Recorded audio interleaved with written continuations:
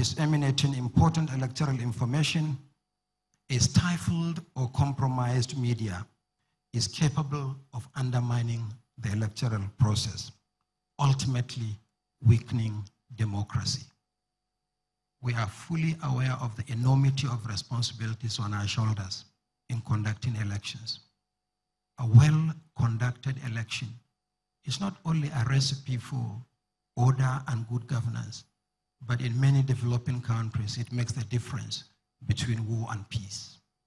A badly conducted election could be a disaster for any nation, and there are examples around the world. And we are so determined that the 2019 elections will be fair, free, credible, and peaceful. But to achieve that, we need the cooperation of all and sundry. Therefore, in facilitating the full participation of the citizenry in democratic elections, the media are specifically saddled with 8 responsibilities. And I'm going to quickly highlight those 8 responsibilities. Number 1, educating voters on how to exercise their democratic rights. And this is very important for us because given the number of political parties we have, it will have an effect on the size of the ballot paper. And there has to be tremendous voter education and sensitization around the ballot paper for citizens to make informed choices and good choices on election day. Number 2, the media is going to report on election campaigns. And there are always issues when election campaigns are reported. The distinguished senior citizen will speak on one of the issues, which is hate speech. Number 3, the media provides platform for political parties and candidates to communicate their messages to the electorate. Number 4, it provides a platform for public feedback, concerns, opinions, and needs to political parties, candidates, the election management bodies, government, and other stakeholders, thereby facilitating interactions on governance issues. Number 5, allows political parties and candidates to debate with each other. Number 6, reporting results and monitoring vote counting after an election. Number 7, scrutinizing the electoral process itself, including electoral management, in order to evaluate the fairness of the process, its efficiency, and its probity. And finally, number 8, the media provides information in a manner devoid of inflammatory language and helping to prevent election-related violence. Elections are not just about the right to vote. Knowledge of the voting process, information about political parties, candidates and their programs are equally crucial. Also required is the acquisition of knowledge of how to vote. It is the sacred responsibility of the media to provide avenues and opportunities for citizen participation, political inclusion, and empowerment. The media should avail voters of adequate information about the electoral process and informed analysis on policies, political parties, and their candidates to enable the citizens make informed choices. To fulfill this obligation, the media have a duty to subject the electoral process to scrutiny and to provide public education on the activities of the election management body and other electoral stakeholders in order to hold all of us to account. As the 2019 general elections approach, and given the constitutionally recognized roles demanded of its professionals, that's the media professionals in democratic dispensation, the media is an indispensable partner to the Electoral Commission. As I said earlier, we have exactly 289 days to the election. It is important for the media to begin to actively address critical information deficits in public discourse. First of all, we enjoin the media to partner with the Commission in providing information on our own plans for the general election. As at today, the planning process for the 2019 general election has been concluded with the finalization and validation of the 2017 to 2021 strategic plan and strategic program of action.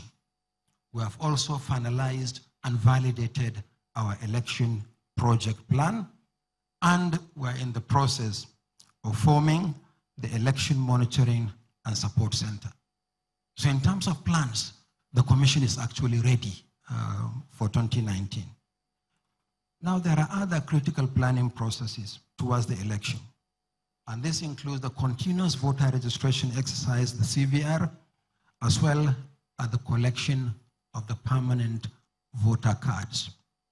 For the first time in the history of elections in this country, citizens are given the opportunity to register continuously as envisaged under the Electoral Act. In the past, there was a fresh voter register with every election. The Commission stopped that in 2011 by introducing the full biometric voter register.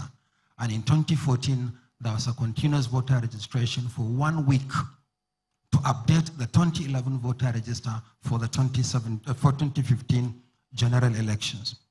But since April last year, we have been registering on quarterly basis, and at the end of each quarter, the register is pasted at all the registration centers nationwide for citizens to exercise their right for claims and objections in case there are persons under Section 12, subsection 1 of the Electoral Act that have found their names on the register but who are not supposed to be. Draw the attention of the Commission so that together we can clean up the voter register. In 2017, 3.9 million fresh Nigerians registered, and then additional 300,000+ applied for transfer of their registration or replacement of lost, damaged, or defaced permanent voter cards. We had to do the cleaning up processes to unprint the PVCs and to make them available for collection. We have promised this country that this will be ready, the cards will be ready for collection in the first week of May, beginning from the end of this week. All the 4 million cards for those registered in 2017 will be delivered to each state of the Federation and will be made available for collection by citizens. But that is for citizens who registered in 2017. For those who registered in the first quarter of 2018 and are also currently registering in the second quarter of 2018, I want to assure each and every citizen that whoever is registered will get his or her card well ahead of the 2019 general elections. For the two elections coming up very soon, July 14th in Ekiti and September 22nd in Oshun, we registered citizens in the first quarter of this year and also devolved the registration to ward level in the two states in the second quarter, which we closed on April the 16th. The cards for those who registered in Ekiti and Oshun for 2017 and 2018 will be made available to all registrants, meaning voters, before the July elections in Ekiti and September elections in Osun State. So each citizen that registered will have his or her permanent voter card for the elections. But we have made the plans, but these plans need to be popularized to raise awareness, to promote voter participation and engagement in the electoral process. It is also of significance that the media focuses on ensuring professionalism, accuracy of reports, and impartiality. Given the nature of political contests in the country, inaccurate or biased reports could endanger peace, leading to violence before, during, or after elections. It is possible that the 2019 general elections will be one of the most intense media-focused events